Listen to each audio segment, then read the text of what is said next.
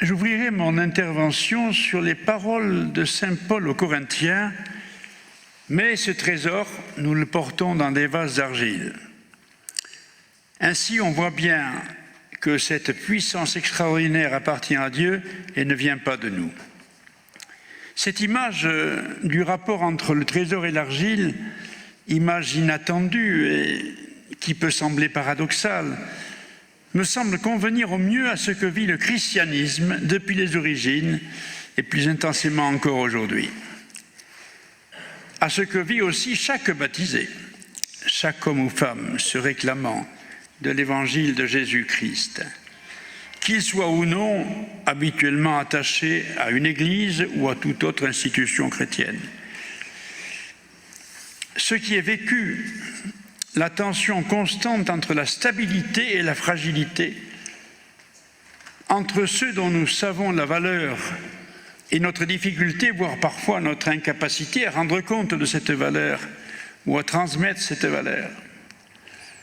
Comment faire ou mieux faire pour être entendu et pour donner accès à ce qui fonde notre espérance?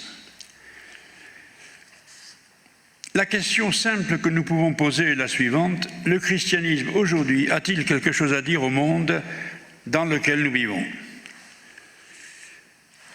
Quelque chose de singulier, de bénéfique, et j'ose volontiers le terme, quelque chose de décisif. Certes, me direz-vous, la question n'est pas nouvelle. De fait, elle a été posée sous de multiples formes dès les origines du christianisme, suscitant des réflexions ininterrompues jusqu'à ce jour. Ma démarche ce soir n'est pas de boucler le débat qui reste et restera permanent sur la pertinence et la liberté actuelle du christianisme dans un monde qui ne cesse de vivre dans tous les domaines de très grands changements, en grande part irréversibles. Je veux simplement rendre compte de mes raisons de croire aujourd'hui en Jésus-Christ, en son évangile et son Église, ce qui m'a permis de structurer et de déployer ma foi sans jamais séparer mes convictions personnelles, spirituelles et mon attachement aux réalités de ce monde. Je reviens un instant ici sur le thème de saint Paul. Ce trésor, nous le portons dans des vases d'argile. Oui, l'évangile de Jésus, le Christ, est jusque dans la fragilité de son expression ou de ses formulations, une richesse infinie et une source ininterrompue qui ne cesse de nous être accessible et de susciter notre confiance en l'avenir. Beaucoup plus que de l'or ou de précieuses réserves, c'est un trésor d'amour et de paix. Une parole qui nous appelle à vivre, à naître, à renaître, à participer de toutes nos forces à la construction du monde, en restant libre de notre discernement ou de nos choix. Mais l'expression de Paul, quelles que soient les traductions utilisées, nous dit bien que le vase d'argile, c'est nous. Nous ne portons pas ce trésor dans un vase distinct de nous et que nous pourrions déposer par ailleurs quand nous le voulons. Non, il s'agit bien de nous. Nous qui, en évoquant le récit de la création de l'homme dans le livre de la Genèse, sommes modelés dans la poussière prise du sol, tout en recevant l'haleine de vie du Créateur. Vous connaissez ce passage: alors le Seigneur Dieu modela l'homme avec la poussière tirée du sol. Il insuffla dans ses narines le souffle de vie et l'homme devint un être vivant. Le premier trésor que nous portons, c'est donc ce souffle de vie qui est la vie même de Dieu et qui donne à notre corps son amplitude et sa force. Saint Paul dira lui-même, vous connaissez cette phrase, « Ma grâce te suffit ». Il laisse parler Jésus, là, bien sûr. « Ma grâce te suffit, car ma puissance se déploie dans la faiblesse ». Il ira même jusqu'à affirmer « Lorsque je suis faible, c'est là que je suis fort ». Pour nous, chrétiens, et toute ma réflexion se situera dans cette perspective, la référence centrale est bien la croix de Jésus. Cette croix sur laquelle meurt le juste et qui permet ce mystérieux mais historique passage vers la résurrection, trésor de notre foi et source permanente de notre résistance à la mort sous toutes ses formes, physiques ou morales. Ce qui était le signe majeur de la faiblesse et de la victoire de la mort devient dans un renversement complet de perspective un signe de vie et de vie éternelle. Dieu parle à travers la mort du Christ. Paul utilisera d'ailleurs le terme de langage de la croix. Le langage de la croix, en effet, dit Paul, est folie pour ceux qui se perdent, mais pour ceux qui sont en train d'être sauvés, pour nous, il est puissance de Dieu. La croix est évidemment un acte de folie et une manifestation de faiblesse. La faiblesse de l'homme crucifié, représentant alors tous ceux et celles qui écrasent la puissance des institutions humaines, les logiques de pouvoir, de manipulation, les décisions arbitraires prises dans le seul but de satisfaire les intérêts immédiats et les égoïsmes collectifs et individuels. Le lieu de la rupture devient expression de la plus grande force de l'amour. Le lieu de l'incompréhension devient celui de la nouvelle connaissance. La croix est signe de croissance par le rapport inattendu qu'elle introduit entre l'amour créateur et le détachement, entre l'énergie et l'abandon de soi. Elle est signe de non-violence en plein cœur de la violence. Dans l'écartèlement de l'histoire, elle exprime la plus réelle concentration de liberté et d'amour. Au point où nous sommes, elle se dresse, sève restée brûlante dans un bois mort. Elle est un cri vers Dieu, un cri de Dieu vers l'homme. Si la foi chrétienne intègre et assume pleinement cette rupture et ce signe de faiblesse que représente la croix de Jésus, c'est bien parce que cette croix n'est pas une interruption du message de Jésus à ses disciples et au monde. Ça serait en quelque sorte une ultime parabole, un nouveau sens donné à l'existence et une source définitive d'espérance par la résurrection, dont le discours de Pierre dans le livre des Actes nous dit qu'elle est un acte de Dieu. La résurrection est un acte de Dieu. Oui, nous sommes faits d'argile, et la terre recevra le corps mort de Jésus comme elle recevra notre corps à notre mort. Ce qui est poussière rejoindra la poussière. Pourtant, notre corps sera lui aussi associé à cette résurrection, car saint Paul nous dit « Si l'esprit de celui qui a ressuscité Jésus d'entre les morts habite en vous, celui qui a ressuscité Jésus d'entre les morts rendra aussi la vie à vos corps mortels par son esprit qui habite en vous. » Le voilà, le trésor dans l'argile. La richesse non pas hors de nous, mais en nous.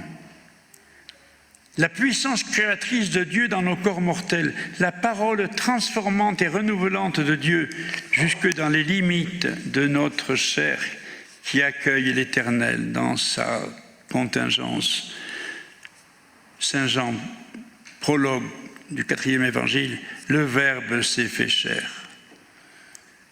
Depuis plus de 50 ans que je suis prêtre, j'ai expérimenté concrètement combien à travers et malgré mes fragilités personnelles ou les pesanteurs institutionnelles, j'ai pu garder la liberté de transmettre cette parole de vie qui a structuré jusqu'à ce jour mes choix et mes engagements. Alors je vous propose 6 points, un peu comme 6 mouvements d'une œuvre musicale ou d'une symphonie spirituelle, dont le thème principal qui assure la cohérence et se déploie de multiples façons, en de multiples sons ou harmonies, constituant l'architecture musicale de l'ensemble. Ce thème, c'est l'amour maintenu de Dieu dans le monde et pour le monde. Chacun de ces mouvements caractérisé par un mot-clé, je le préciserai. Ça correspondra à tous les aspects, je veux dire, toutes les richesses simultanées qui m'auront conduit personnellement où je suis, sans avoir cessé un seul instant de chercher et de considérer chaque instant comme une trace d'éternité. Et c'est ici que je reprends un peu le thème quand même, le titre de mon intervention qui peut sembler étonnant, l'encre et la voile. Que n'a-t-on pas dit d'ailleurs depuis que j'ai décidé de prendre ce titre? Ces deux termes renvoyant de fait au monde de la mer, en évoquant deux réalités apparemment opposées, mais dont nous constaterons dans l'usage que je vais en faire en parlant du christianisme, qu'elles sont non seulement indissociables, mais indispensables l'une à l'autre. Par cette image, je rejoins sans effort ce que je disais du rapport entre le trésor et l'argile. Dans ces deux binômes que sont le trésor et l'argile d'un côté et l'encre et la voile de l'autre, l'élément essentiel, l'humain, n'a commencé d'exister que par le souffle de Dieu sur la poussière. Si nous sommes à l'image de Dieu, nous le sommes autant par notre corps que par notre souffle qui reste celui du Créateur. Non seulement nous portons ce trésor, mais il est en nous. Le premier signe de ce trésor est en notre vie, le souffle de notre vie, une vie que la parole de Dieu que nous recevons peut transformer, même si nous gardons la fragilité de l'argile. Une vie que le souffle de Dieu peut conduire si nous hissons la voile. Mais alors, que devient l'encre? Pourquoi une encre? C'est bien là que réside le paradoxe dans l'application de cette image au christianisme.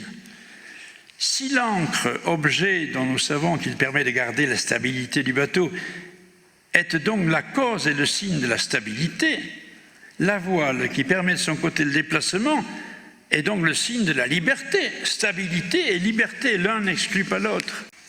En langage marin, c'est impossible.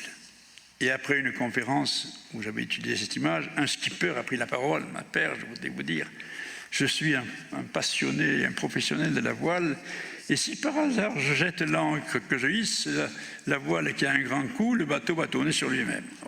Il m'a dit cependant, continuez d'utiliser l'image parce qu'elle est belle quand même pour le christianisme. Plus nous sommes éclairés par ce trésor de la parole de Dieu que nous portons, cette richesse infinie de la présence du Christ en nous, plus nous pouvons comprendre alors le sens de l'affirmation du Christ à Nicodème, dans Jean, le vent souffle où il veut. Mais tu ne sais ni d'où il vient ni où il va, ainsi en est-il de celui qui est né de l'Esprit. Toute la tradition biblique va d'ailleurs dans ce sens. Depuis l'arche d'alliance de Moïse, qui sera au cœur de tous les déplacements imprévisibles du peuple de Dieu, jusqu'à la parole libérée des prophètes, d'autant plus forte qu'ils se disaient directement investis de la puissance divine. Et pourquoi ne pas évoquer ici Jésus lui-même et sa grande liberté, on va y revenir, par rapport à la règle inviolable du sabbat, au comportement des pharisiens, parce qu'il était, lui, plus que les autres, attaché à la vérité de l'intégrité, de l'intégralité de la loi et au respect du temple. La Pentecôte donnera aux apôtres une totale et nouvelle liberté qui sera d'autant plus grande qu'ils auront reçu ce souffle de l'Esprit, assurance de la présence définitive du Christ auprès d'eux et à d'eux. La crédibilité du christianisme à tout niveau de ses structures est d'autant plus assurée que les fidèles baptisés et les ministres ordonnés, jusque dans l'organisation des communautés et les plus hautes responsabilités pastorales, ont un solide ancrage doctrinal et spirituel qui seul permet les évolutions et les réformes nécessaires.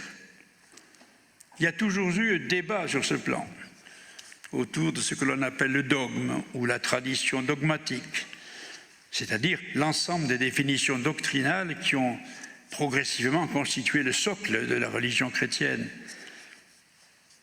Nous y reviendrons dans un instant en parlant des racines.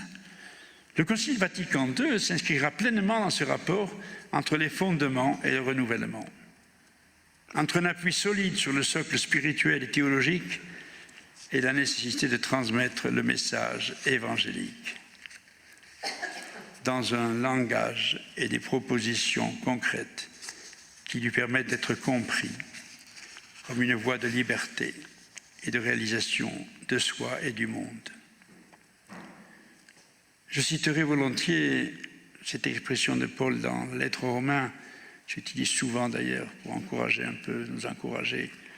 Qui pourra nous séparer de l'amour du Christ? La détresse, l'angoisse, la persécution, la faim, le dénuement, le danger, le glaive. En effet, il est écrit, c'est pour toi qu'on nous massacre sans arrêt. Mais j'en ai la certitude, ni la mort, ni la vie, ni les principautés célestes, ni le présent, ni l'avenir, ni la puissance des hauteurs, ni celle des profondeurs, rien ne pourra nous séparer de l'amour de Dieu qui est dans le Christ, notre Seigneur. Alors, il ne s'agit pas là d'un optimisme béat ou d'une vision naïve de la vie ou de l'histoire. Je reste d'ailleurs extrêmement réaliste sur ce plan-là. Non, mais simplement la conviction que notre argile ne cesse d'être porteuse d'un trésor de vie et d'amour et que notre voile est hissé pour nous faire avancer sur des terres nouvelles où nous pourrons jeter l'ancre à nouveau avant de repartir. Alors je reviens aux 6 harmoniques que nous allons parcourir de la foi chrétienne. Elle est enracinée et fondée dans l'histoire. Elle s'abreuve en permanence aux sources de la vie que sont l'Évangile et la présence du Christ. Elle est vécue en Église et dans les liens des baptisés entre eux. Elle se célèbre et se reçoit pour transmettre le souffle de l'Esprit. Elle traverse l'épreuve, mais donne accès à la paix intérieure et à la lumière. Les grandes questions posées aujourd'hui sur la signification ou la portée de la proposition chrétienne, dans un temps où les changements sont considérables, ces questions ne sont pas vraiment nouvelles. Elles étaient déjà posées dans les 5 premiers siècles et lors de la chute de l'Empire romain. La différence, par contre, vient du développement irréversible de l'environnement scientifique et technologique, des changements de paramètres dans l'ordre économique mondial et l'équilibre planétaire. Autrement dit, les paroles du Christ et le message de l'Évangile, référence majeure pour notre vie humaine et spirituelle, peuvent réellement et complètement positionner le christianisme dans les grands débats actuels de société. Alors maintenant, je lève l'ancre qui nous avait arrêté un instant pour nous permettre de donner le fil rouge. Je redéploie la voile et nous partons, si l'Esprit le veut bien, là où il le décidera. Premier mouvement, les racines, ou l'histoire et les fondations. Le premier aspect qui apparaît lorsqu'on parle du christianisme, soit en observateur extérieur ou en sociologue des religions, soit de l'intérieur, en fidèle baptisé, pratiquant ou non, c'est son déploiement dans l'histoire et son enracinement dans les traditions religieuses et culturelles. D'où le premier mot-clé de notre parcours, racine. Nous sommes enracinés. Nous ne venons pas de n'importe où. Et les différents fleuves qui ont jusqu'ici traversé plus de 20 siècles de christianisme, de civilisation et de culture, ont au départ la même source et ont porté la parole initiale dans des multitudes de structures, de langues et de rites, sans qu'un seul instant la dynamique humaine et spirituelle soit interrompue. Nous sommes fondés dans l'histoire et comme religion identifiée, nous appartenons de plein pied au terreau spirituel, social et politique de nos contemporains. Et cela depuis la proclamation de la bonne nouvelle par le Christ et le déploiement des premières communautés chrétiennes. Si l'on étudie l'ensemble quasi illimité des documents publiés par l'Église et à tous les niveaux possibles, du 1er au 21e siècle, des lettres de Paul au pape François, des premiers conciles à Vatican II, on ne peut que constater la volonté de ne pas détacher l'annonce de l'Évangile du contenu des diverses sociétés auxquelles il est destiné. Ça permettra au bienheureux Paul VI de dire à la fin du synode, à la fin du concile, un courant d'affection et d'admiration a débordé le concile, a débordé du concile sur le monde humain moderne. Au lieu de présages funestes, des messages de confiance sont répartis. Et en partant du concile vers le monde contemporain, ces valeurs ont été non seulement respectées, mais honorées, ces efforts soutenus, ces aspirations purifiées et bénies. Alors il y a 5 aspects qui peuvent traduire le rapport entre le christianisme et le monde et l'histoire. D'abord, un Dieu qui se communique. Parler de révélation pour la tradition chrétienne, c'est dire que Dieu, par un acte libre de sa propre volonté, se donne à connaître à l'homme. Cette révélation a une double dimension, naturelle au sens où l'être humain est par nature ouvert à ce qui le dépasse et peut donc faire l'expérience de Dieu. C'est ma canne qui est partie, ça veut dire que j'en ai plus besoin. Le prologue de l'Épître aux Hébreux le précise. Après avoir à bien des reprises et de bien des manières parlé au Père par les prophètes, Dieu, en la période finale où nous sommes, nous a parlé à nous en son Fils qu'il a établi héritier de tout. Deuxième point, le principe incarnation dans cette dimension historique. Le christianisme repose sur une conviction première que l'on peut ainsi formuler avant tout développement dogmatique. Dieu est totalement présent et pleinement révélé en Jésus de Nazareth. Pour la foi chrétienne, Jésus est Dieu.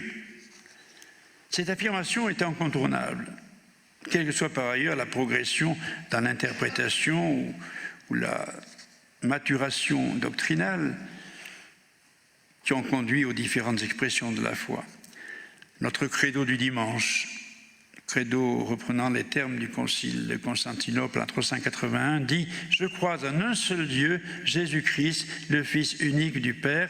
Il est Dieu, né de Dieu, lumière de la lumière, vrai Dieu, né du vrai Dieu. » La base est inchangée depuis l'origine. À la source de tout, l'expérience personnelle des disciples qui va devenir, à partir de la Pentecôte, sujet d'une proclamation courageuse, scellant les premiers pas de l'Église. Cette expérience nous est entièrement livrée par les Écritures et il est bon de préciser dès maintenant que le dogme, lentement et parfois laborieusement formulé, n'ajoutera rien aux éléments immédiatement transmis par la première prédication et consignés dans le Nouveau Testament. Un troisième aspect, je parlerai d'une théologie de l'histoire. Parler d'une théologie de l'histoire, c'est dire que l'on ne peut avoir accès au mystère de Dieu que dans notre histoire et tous les aspects de notre existence. La révélation de Dieu au monde ne soustrait pas au monde, mais d'une certaine façon nous y plonge complètement. Dieu appelle les hommes à faire avec lui leur histoire. L'Église est faite d'hommes engagés dans l'histoire pour témoigner de l'aujourd'hui de Dieu. Il s'agit bien d'une histoire écrite avec des mots et des actes d'hommes, même si elle est riche d'un dessein pensé de toute éternité. Rencontrer Dieu, c'est prendre en compte les réalités vitales et décisives d'une situation, en s'éveillant à une plus grande responsabilité, en avançant sur le chemin de la vérité, en découvrant les dimensions de l'amour. Quatrième aspect, il y a une liberté de l'Évangile dans la société. Un texte extrait de la lettre aux catholiques de France, publié par la Conférence des évêques de France, dit ceci: « La crise que traverse aujourd'hui l'Église est due dans une large mesure à la répercussion dans l'Église elle-même et dans la vie de ses membres d'un ensemble de mutations sociales et culturelles rapides, profondes, et qui ont une dimension mondiale. Même si nous avons, en tant que chrétiens, à répondre d'une parole de vérité et de vie, nous n'en partageons pas moins la condition commune des hommes et des femmes de notre temps. Nous voilà appelés à aller puiser nous-mêmes aux sources de notre foi le courage et l'espérance nécessaires pour faire face à nos responsabilités, sans crispation ni ressentiment. Nous voilà appelés à proposer librement l'Évangile, non pas comme un contre-projet culturel ou social, mais comme une puissance de renouvellement qui appelle les hommes, tout être humain, à remonter aux sources de la vie. Voilà sur quel socle historique et quelle fondation repose notre foi chrétienne. Deuxième mouvement, l'Évangile au cœur, ou le mot source au pluriel ou au singulier. Nous abordons ici ce que l'on peut appeler le cœur battant de la foi chrétienne. Ce sans quoi nous ne serions pas ici. Ce sans quoi nous serions toujours en train de chercher la source de ce long fleuve qu'est l'histoire du christianisme. L'Évangile, au-delà de ces 4 documents qui permettent de connaître la vie et l'enseignement de Jésus, se révèle être un véritable chemin de liberté et de joie, ouvrant sur de fulgurantes perspectives d'espérance et de lumière. Par ces récits concrets, les paroles de Jésus, nous avons accès à Dieu et nous ne pouvons lire ces textes sans ressentir intérieurement une étonnante impression de vérité. Beaucoup plus que de la sagesse à vue humaine et qui ne satisferait que d'intelligence, il peut y avoir là une expérience parfois indicible de plénitude. Certes, les fidèles chrétiens lisent les évangiles et l'ensemble des livres du Nouveau Testament dans un attitude de foi et pendant la liturgie en particulier, ce que l'on appelle la parole de Dieu. Cette parole étant constituée par l'ensemble des livres de la Bible, chaque célébration eucharistique, particulièrement le dimanche, permet un parcours de l'Ancien et du Nouveau Testament, mais c'est bien la lecture de l'Évangile, c'est-à-dire l'un des 4 livres de Matthieu, Marc, Luc et Jean, qui conclut, comme une forme d'achèvement, cette liturgie de la parole.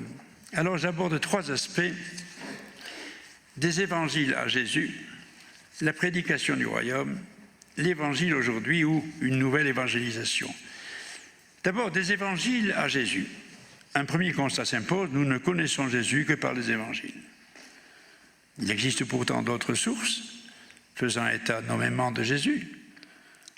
Les plus connus sont des historiens et des écrivains non religieux, comme Tacite, Suétone, Pline le Jeune, ou d'origine juive, comme l'historien Flavius Joseph. Ce qui est sûr, c'est qu'on ne peut sérieusement remettre en cause l'existence de l'homme Jésus, de son autorité et de son influence incontestable sur un groupe de disciples.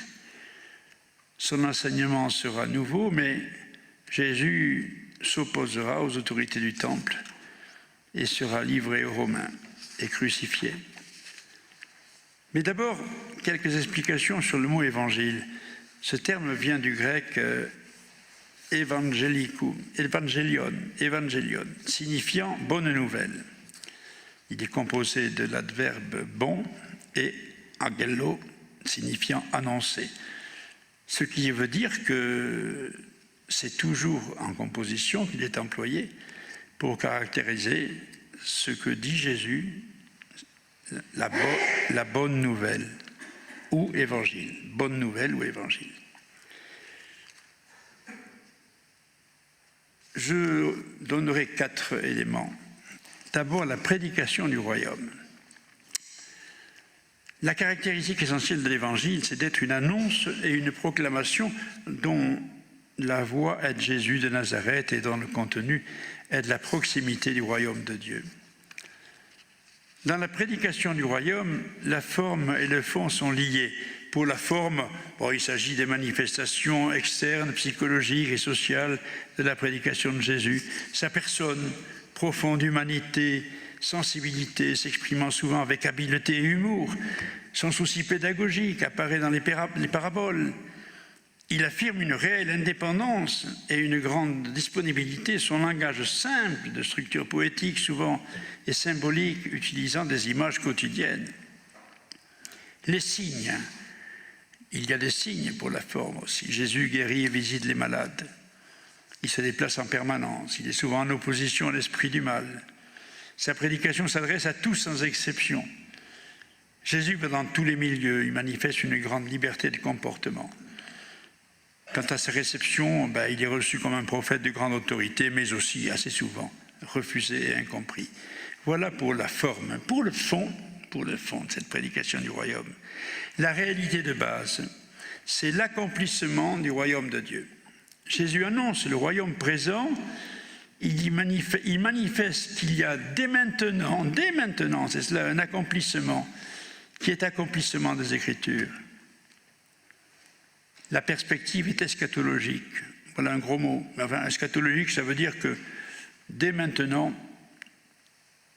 nous vivons une anticipation de la vie éternelle à laquelle Dieu nous a destinés. C'est ça la perspective eschatologique. Pour le fond, donc, je viens de le dire, c'est l'accomplissement du royaume de Dieu. Le Christ également a un rôle central. Jésus est l'héritier, le garant personnel du royaume. Il est le don de Dieu par amour. Il est le guide ou le berger, la voie, la vigne, l'accomplissement de la loi. D'où la nécessité de se conformer à lui et à sa parole. Quant aux thèmes, les principaux thèmes de cette prédication du royaume, ce sont l'amour, la charité, la foi et la prière, la miséricorde et le pardon, l'accueil des pauvres, des pécheurs et des humbles, la vérité, la lumière, la nourriture, la liberté, la paix et la confiance. Voilà. L'unité, important. L'appel au rassemblement et à l'unité est une constante de la prédication de Jésus. Alors, cette prédication du royaume, que peut-on dire aujourd'hui? C'est un troisième point, l'évangile aujourd'hui, ou nouvelle évangélisation, point d'interrogation. Parler de l'évangile aujourd'hui, c'est le faire sur deux plans qui sont d'ailleurs indissociables. Le premier plan, c'est de constater, selon les mots de Maurice Bellet, que le vieil évangile est toujours vivant. J'aimais bien ces paroles de Maurice Bellet. Le vieil évangile est toujours vivant. Deuxième plan, c'est d'être persuadé que cet évangile a toutes les ressources nécessaires et indispensables pour que le message du Christ soit transmis aux générations futures et au monde à venir. Autrement dit, l'évangile aujourd'hui et l'évangile demain. C'est ce que l'on appelle habituellement la nouvelle évangélisation. Ne faut-il pas rappeler en effet que l'évangélisation, qui est à proprement parler l'annonce de Jésus le Christ et de son évangile, est indissociable de l'Église depuis les origines, certes. Nul ne peut se dire membre de ce corps qu'est l'Église s'il n'est pas disciple et témoin de Jésus, s'il ne parle pas de lui, s'il ne proclame pas sa foi. Il en est de même pour l'Église, dont la vocation n'est pas de s'annoncer elle-même. Quel risque nous prendrions? Ou de se rendre témoignage à elle-même, mais de révéler Dieu au monde, de conduire au Christ et de transmettre le souffle de l'Esprit qui la traverse et le message fondateur qui la structure. L'Église est finalisée, non pas d'abord par son équilibre institutionnel, interne, encore qu'il ait son importance, mais par sa mission reçue en permanence du Christ, annoncer la bonne nouvelle au monde, avec ses conséquences spirituelles, culturelles et morales. Troisième mouvement, la foi en l'Église ou aimer l'Église, avec le mot lien, les liens. Nous avons rappelé jusqu'ici combien la foi chrétienne est inscrite et enracinée dans notre histoire et continue de se déployer à partir de la source unique qu'est l'Évangile du Christ. Cet évangile qui révèle pleinement au cœur des humains le Dieu d'amour, créateur de l'univers. Nous nous posons maintenant la question de l'Église. Quelle est la réalité de cette Église Que représente-t-elle vraiment, tant pour les fidèles baptisés qui la constituent que pour celles et ceux, et ils sont foules, qui sont étrangers au christianisme ou non-croyants? Si elle relie les baptisés les uns aux autres, tout en les reliant au Christ, d'où le mot « lien » que j'ai retenu pour caractériser notre démarche, est-ce qu'elle est perçue comme telle ou simplement comme une institution semblable aux autres, avec ses logiques internes, ses conflits de pouvoir? Il y a certes dans l'Église une inévitable dimension institutionnelle et des structures nécessaires de gouvernement, de fonctionnement, mais elles ont, dans le cas présent, une finalité spirituelle au service des hommes et des femmes de notre temps. D'ailleurs, le texte du Concile Vatican II le dit, dans l'Église, dans le monde de ce temps. Je tiens à préciser de suite que je parle ici de l'Église par rapport au christianisme et dans une perspective largement œcuménique, on en reparlera tout à l'heure. Quelles que soient les traditions catholiques, réformées, anglicanes ou orthodoxes, il s'agit d'une Église indissociable du christianisme, dans le monde et dont la mission est d'annoncer et de répandre l'Évangile de Jésus, le Christ, dont nous venons de parler. Les épreuves traversées aujourd'hui par l'Église, et elles sont nombreuses, vous le savez, viennent autant de l'intérieur d'ailleurs que de l'extérieur. Autant de ceux qui sont envoyés pour transmettre la bonne nouvelle de l'Évangile que de ceux qui l'ignorent ou la refusent. Pourtant, si nous portons un trésor dans nos vases d'argile, si nos vases peuvent se briser ou que le trésor ne soit qu'une illusion ou un faux pour beaucoup, il n'en reste pas moins un trésor intact et restant source de vie, même entre nos mains polluées. Aimer l'Église. Infinitif. Aimer l'Église. C'est effectivement voir à travers son histoire et son institution une effusion permanente de vie et de lumière. C'est lire à travers les aspérités de son histoire ou les contradictions humaines de son développement la permanence d'un message de paix, de vie et de réconciliation. Aimer l'Église, c'est faire le choix de la comprendre de l'intérieur et d'entendre sur le terrain même de nos ruptures, de nos remises en cause et de nos conflits, une parole qui nous dit en permanence la stabilité même de Dieu. Je développe brièvement 3 aspects. Le paradoxe de l'Église, la liberté de l'Église, la mission de l'Église. Le paradoxe de l'Église, c'était Henri de Lubac, le théologien, qui écrivait « L'Église est humaine et divine, donnée d'en haut et venue d'en bas. Les hommes dont elle se compose résistent de tout le poids d'une nature lourde et blessée à la vie qu'elle s'efforce de faire pénétrer en eux. Il est vrai que la première et plus forte impression que donne l'Église, c'est son paradoxe. Sainte et humaine. Sainte, je pense à l'Apocalypse, bien sûr. J'ai vu la cité sainte, Jérusalem, qui descendait du ciel d'auprès de Dieu. Elle brillait de la gloire même de Dieu. L'Église est sainte, avant tout parce que par le Christ, elle vient de Dieu et elle conduit à Dieu.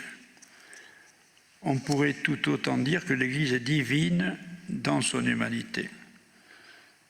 Corps dont le Christ est la tête, communion dont l'Esprit Saint assure la stabilité, la communication interne.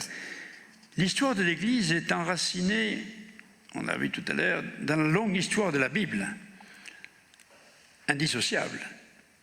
Si son premier souffle comme Église du Christ vient de la Pentecôte, sa mémoire la plus ancienne est bien celle du peuple de Dieu en marche vers la terre promise. Elle est pour tout homme, toute civilisation ou toute culture, le lieu et le temps mystérieux où s'entrecroisent et s'ensemencent constamment le passé et l'avenir. Sainte certes, mais humaine aussi. L'Église est humaine. Je reviens au paradoxe de Paul. Ce trésor, nous le portons dans les vases d'argile.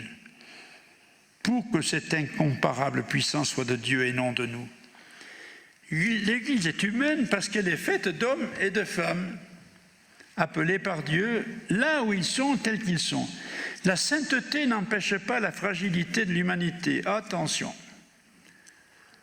Ce constat peut paraître banal et pourtant il est incontournable.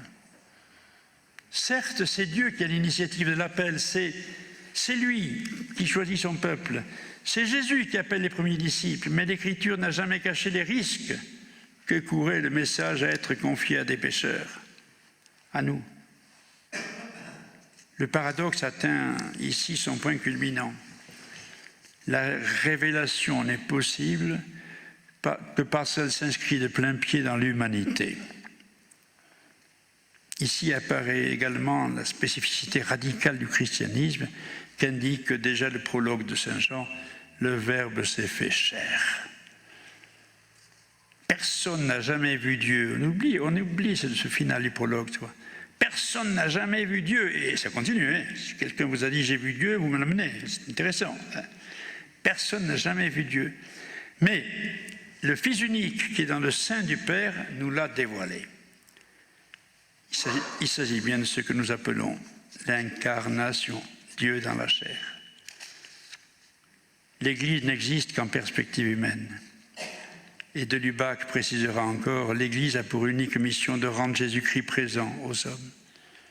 Elle doit l'annoncer, le montrer, le donner à tous. Le reste n'est que surcroît. Église du paradoxe, et deuxième point, alors la liberté de l'Église. La liberté. L'Église est libre. Passage des Actes des Apôtres que nous connaissons. Nous ne pouvons, certes pas quant à nous, taire ce que nous avons vu et entendu. C'est ce que dira le début de la première lettre de saint Jean. La réaction de Pierre et de Jean devant le tribunal de Sanhédrin évoque bien la liberté, le courage qui marque le témoignage chrétien dans le monde dès l'origine. Et il est vrai dans et pour l'Église qu'affirmer sa foi chrétienne aujourd'hui et s'engager fermement dans la construction de la paix ne va pas sans risque. Certes, ces risques sont différents et vont de la simple ironie à la menace ou à la mort. Mais la persécution n'est pas seulement un fait du passé, nous le savons. Elle est restée sous de multiples formes d'une douloureuse actualité. La mission de l'Église est placée dès le départ sous le signe de l'épreuve. J'aime bien l'image du combat de gladiateurs de saint Paul. Pressés de toutes parts, nous ne sommes pas écrasés. Dans des impasses, mais nous arrivons à passer. Pourchassés, mais non rejoints. Terrassés, mais non achevés. Si parler de Dieu ne changeait rien à l'existence, si la foi n'était qu'un dérivatif, un jeu de l'esprit, une coquetterie spirituelle, rien à craindre. Les vrais enjeux seraient ailleurs. Les menaces ou les critiques ne fuseraient pas. On ne tire pas sur des joueurs de cartes. Mais voilà qu'il en est tout autrement. Dans l'acte de foi, Dieu est affirmé comme garant de la libération totale de l'homme. Face aux grands déséquilibres économiques, face aux ambiguïtés de certains progrès techniques, aux violations constantes de la paix, mais aussi aux nouvelles questions éthiques posées par les évolutions sociales et culturelles, l'intégrité de la foi peut conduire à de vifs débats, voire à des oppositions catégoriques. Les échanges parfois rudes provoqués lors de publication de certains documents officiels ne cessent de le montrer. Le témoignage de l'Église est en faveur de la paix et du respect des droits de l'homme, et il ne se contente pas de demi-mesures. Il est fait pour aller jusqu'au bout. La foi et le courage. Peut-il y avoir l'un sans l'autre? N'oublions pas que martyr, le mot martyr vient d'un mot grec qui signifie témoignage, témoin. En fait, un troisième point, la mission de l'Église. Saint Marc, chapitre 1. Les disciples lui dirent « Tout le monde te cherche ». J'aime beaucoup ce texte-là. Et il leur dit « Allons ailleurs ». Pour leur dire « Oui, je reviens ». Non, non, pas question. « Allons ailleurs ». Dans les bourgs voisins, pour que j'y proclame aussi l'Évangile, car c'est pour cela que je suis sorti. L'activité missionnaire est inscrite dans la nature même de l'Église, ce que l'on peut appeler, sur un autre registre, dont l'évangélisation. Il ne s'agit pas d'une charge parmi d'autres confiée à la communauté, mais de la charge par excellence, celle qui identifie la communauté comme elle a identifié le Fils venu dans le monde pour que le monde croie. N'oublions pas dans le dernier discours de Jésus avant la Passion, au chapitre 17 de Saint Jean, il s'adresse à Dieu et il dit « J'ai achevé l'œuvre que tu m'as donnée à faire ». J'y reviens parfois sur ce passage. « J'ai achevé, Père, j'ai achevé l'œuvre que tu m'as donnée à faire. J'ai manifesté ton nom aux hommes que tu m'as donnés. » C'est ça l'œuvre essentielle.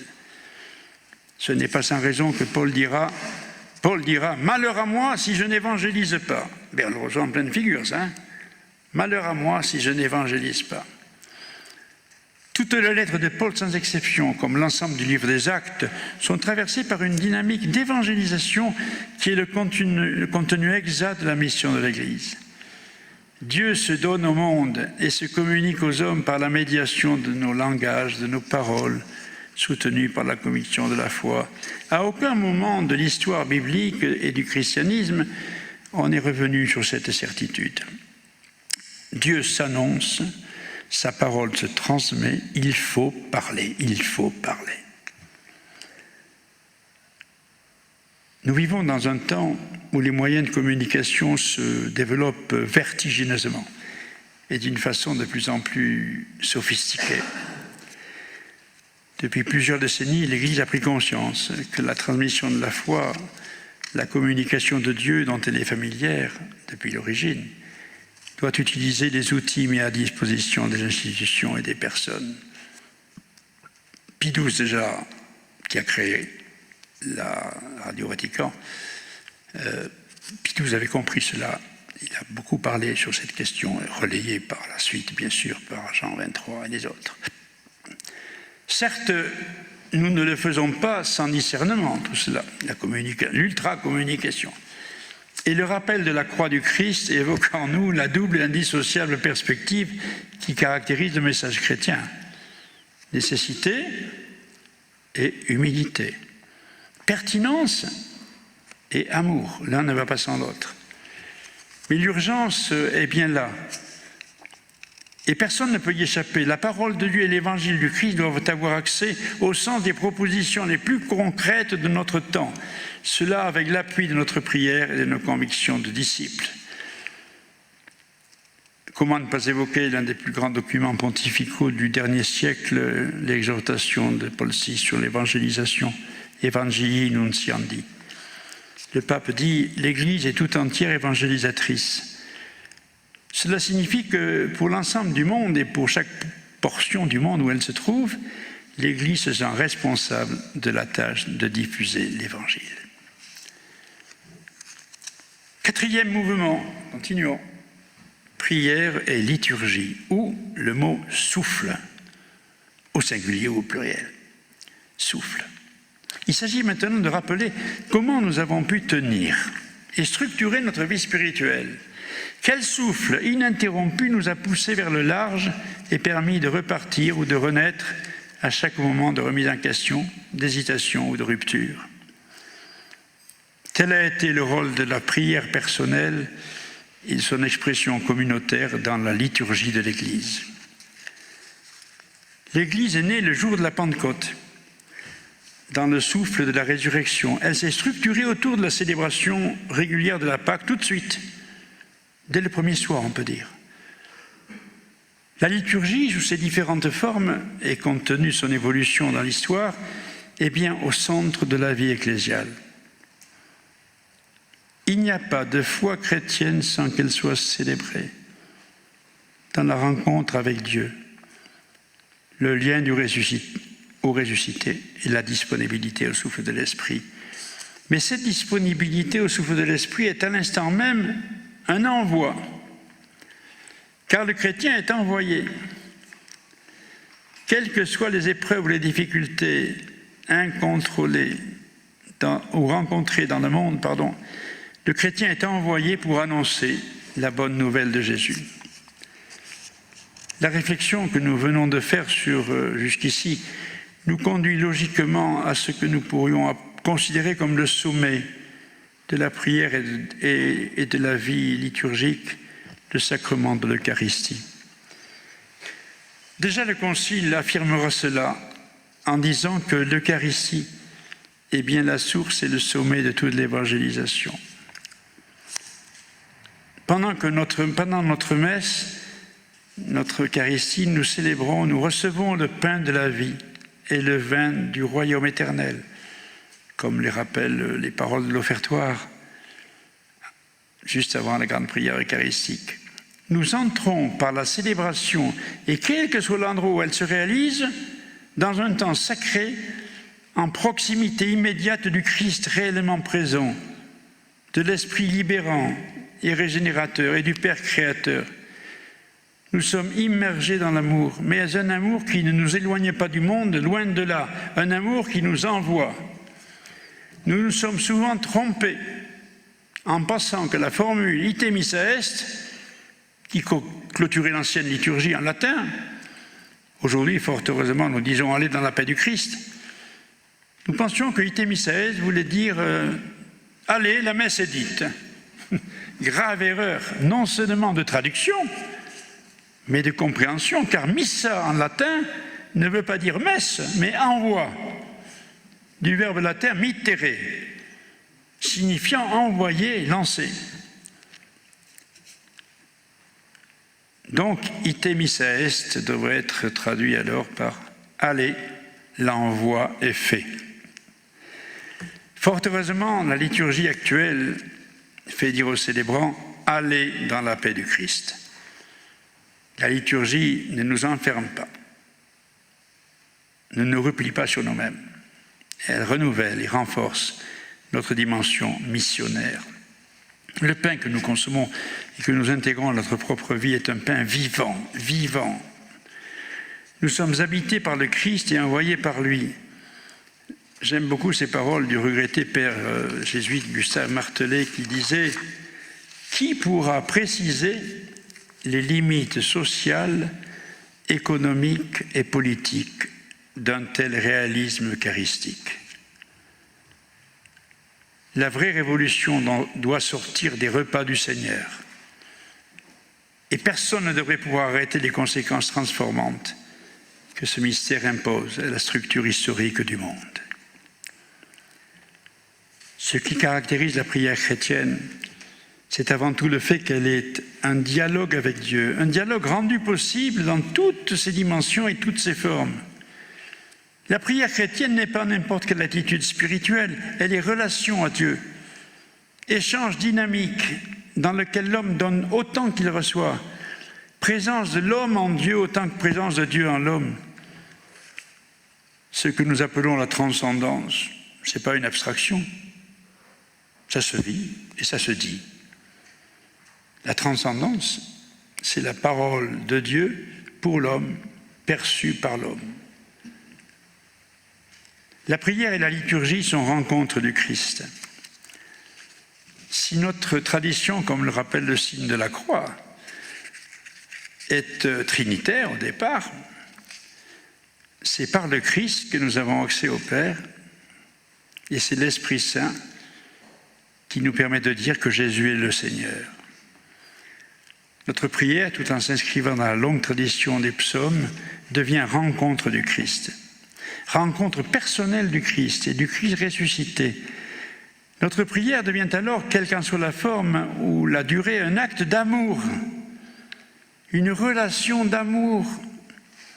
Jésus est au centre de la relation, de la révélation trinitaire de l'amour.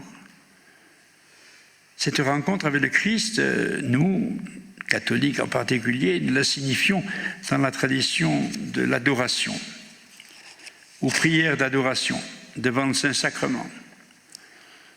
Quelle que soit la forme de son exposition, l'hostie est bien le corps du Christ et représente à elle seule le corps et le sang du Christ. Il y a une véritable rencontre avec celui qui nous aime, mais qui ne nous garde pas pour lui et qui nous envoie. Mystérieuse dimension missionnaire de l'adoration.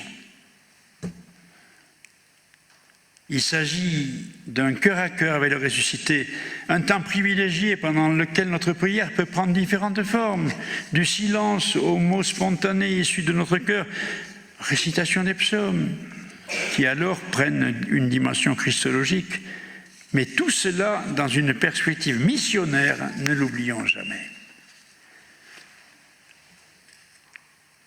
On approche du 6e mouvement. 5e mouvement, traversée, ou déchirure et transfiguration. Le christianisme est depuis les origines confronté à de multiples et incessantes épreuves, face auxquelles il reste stable et fidèle à l'évangile de Jésus, qui lui permet non seulement de tenir, mais de diffuser dans le monde son message de paix. Si le terme de déchirure, que j'utilise consciemment, renvoie d'abord à nos expériences humaines, celui de transfiguration a immédiatement une connotation religieuse, indiquant le changement miraculeux dans l'apparence du Christ. Il fut transfiguré devant eux. Pourtant, dans les évangiles synoptiques rapportant l'événement de la transfiguration, on note quelques versets plus loin que Jésus annonce en même temps sa passion et sa mort. Le Fils de l'homme sera livré aux mains des hommes, ils le tueront et 3 jours après sa mort, il ressuscitera. Comment voulez-vous qu'ils comprennent cela? Ceux qui sont montés avec lui sur la montagne de la transfiguration. Mais ça veut dire qu'il y a un lien définitif entre la transfiguration et la déchirure de la mort. Il y a bien dans l'Évangile de multiples traversées, dont l'ultime sera l'épreuve de la passion et de la mort. Si dans le message de Jésus, comme dans ses actes, le don de la vie par Dieu triomphera de toute forme de mort, c'est pour appeler au cœur même de la révélation qu'aucune rupture, aucune déchirure, aucune destruction n'empêchera la lumière et la gloire de Dieu de transformer de l'intérieur toute vie humaine, toute créature, toute réalité créée par Dieu. Déchirure et transfiguration, ombre et lumière, mort et naissance, péché et grâce. Toute existence humaine est une longue traversée, jalonnée de doutes et de résignation, longue route traversant échec et réussite, mais aussi de grands espaces sans relief ou sans soleil. Pourtant, d'existence en dépit de toutes les provocations et incertitudes dont elle est le terrain, est un lieu d'illumination, de révélation de l'absolu, un lieu de transfiguration. Nous savons trop bien ce qu'est la déchirure, mais savons-nous ce qu'est la transfiguration? Transfigurer signifie changer de figure sous la même apparence. Jésus transfiguré, c'est toujours Jésus. Un homme et une femme transfigurés par leur amour restent toujours un homme et une femme. Un paysage transfiguré par le soleil reste le même paysage. Un visage brisé, transfiguré par la confiance, garde ses blessures apparentes. Pourrions-nous même oser dire que la transfiguration est proportionnelle à la déchirure, ou la lumière à l'épaisseur de la ténèbre, comme si elle voulait à tout prix, à tout moment, raviver la clarté originelle, qu'aucune turbulence, aussi forte soit-elle, ne saurait empêcher de réapparaître. Aucun système idéologique, aucune tradition spirituelle n'ont pu nier que l'aventure humaine était un perpétuel champ de tension et d'efforts. Une succession de seuils et de passages, soit dans une perspective cyclique d'éternel recommencement, soit dans le sens d'une véritable progression vers un plus-être, une réalisation ultime, une sorte d'accomplissement spirituel de toutes les énergies maintenues et rassemblées au cours d'une vie. Alors ici, le message du christianisme et la parole audacieuse des mystiques et des prophètes viennent en quelque sorte croiser au moins partiellement le sens commun. Pour la foi de la première communauté de toute l'Église, l'événement de la croix va devenir, à la lumière de la résurrection, un véritable foyer de compréhension.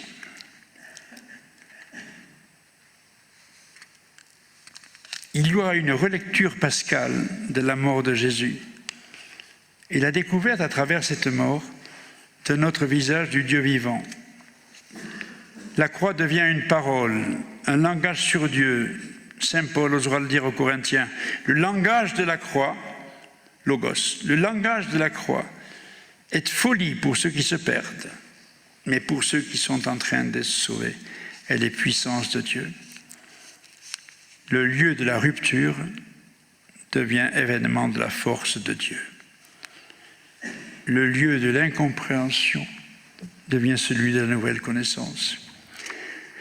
La croix est totale manifestation de Dieu dans l'imprévisible et la liberté de son dessein universel. Défi aux puissances organisées du monde, qui sont remises en question, déstabilisées, traînées dans son cortège triomphal. Changement radical et inversion de nos références. La croix devient signe de croissance par le rapport inattendu qu'elle introduit entre l'amour créateur et le détachement, entre l'énergie et l'abandon de soi. Elle devient signe de non-violence en plein cœur de la violence. Après la nuit obscure, dira Edith Stein, se met à réveiller, à rayonner, la vivante flamme de l'amour. 6e mouvement, ce sera plus bref, mais aussi intense. Lumière, lumière, ou l'art comme déchiffrage du mystère de l'humanité. Je voulais terminer là-dessus. Il est heureux que dans toutes nos instances d'éducation et de formation, tant sur le plan civil que religieux, on rappelle l'importance non seulement du patrimoine artistique de nos civilisations, mais du rôle effectif que peuvent avoir l'expression symbolique et le langage de l'art dans la construction de la réalisation d'un monde où la paix, l'amour et l'espoir sont plus forts que la violence, la mort ou la démission. Et c'est bien là que la foi chrétienne et toute la tradition chrétienne ont un rôle majeur à jouer. Non seulement en soutenant le travail des artistes, mais en développant une véritable théologie de la beauté comme approche du mystère de Dieu.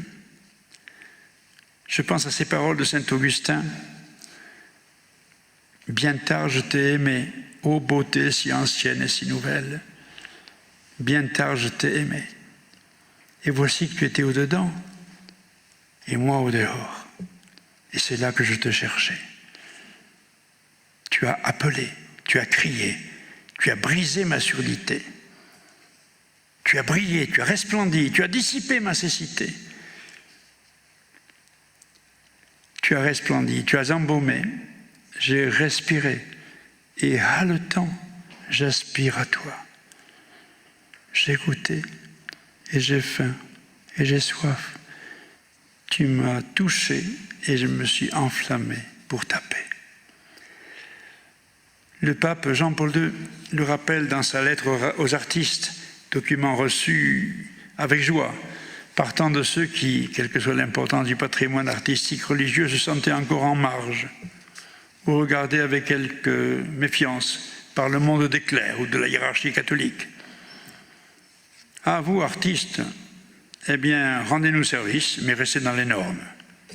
Autant demander à un artiste d'enfermer un rayon de soleil dans une boîte d'allumettes, sans y mettre le feu. Voici ce qu'écrit le pape Jean-Paul II. Personne mieux que vous, artistes géniaux, constructeurs de la beauté, ne peut avoir l'intuition de la passion avec laquelle, à l'aube de la création, Dieu a regardé l'œuvre de ses mains. La société a besoin d'artistes, comme elle a besoin de scientifiques, de techniciens, d'ouvriers, de personnes de toutes les professions, de témoins de la foi, de maîtres, de pères et de mères, qui garantissent la croissance de la personne et le développement de la communauté à travers cette très haute forme de l'art, qu'est l'art de l'éducation. Dans le vaste panorama culturel de chaque nation, les artistes ont leur place spécifique. Non seulement ils enrichissent le patrimoine culturel de chaque nation et de l'humanité entière, mais ils rendent aussi un service social qualifié au profit du bien commun. Toute forme authentique de l'art est à sa manière une voie d'accès à la réalité la plus profonde de l'homme et du monde. En conclusion générale, je reviendrai sur ces paroles de Jésus aux disciples dans Saint Jean à la fin de la rencontre avec la Samaritaine. Levez les yeux et regardez. Les champs sont blancs pour la moisson.